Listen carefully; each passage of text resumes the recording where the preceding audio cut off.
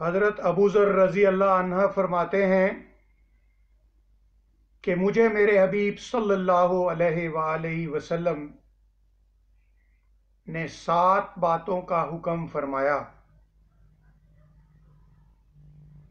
مجھے حکم فرمایا کہ میں مساکین سے محبت رکھوں اور ان سے قریب رہوں۔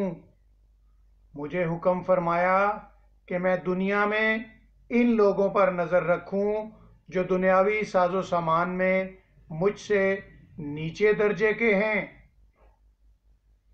اور ان پر نظر نہ کروں جو دنیاوی ساز و سامان میں مجھ سے اوپر کے درجے میں ہیں۔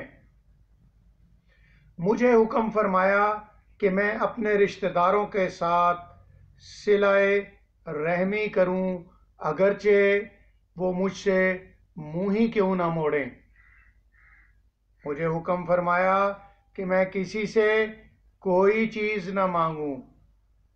مجھے حکم فرمایا کہ میں حق بات کہوں اگرچہ وہ لوگوں کے لیے کڑوی ہی کیوں نہ ہو۔ مجھے حکم فرمایا کہ میں اللہ تعالیٰ کے دین اور اس کے پیغام کو ظاہر کرنے میں کسی ملامت کرنے والے کی ملامت سے نہ ڈروں، اور مجھے حکم فرمایا کہ میں لا حول ولا قوت الا باللہ کثرت سے پڑھا کروں، کیونکہ یہ کلمہ اس خزانہ سے ہے جو عرش کے نیچے ہے۔ مسند احمد۔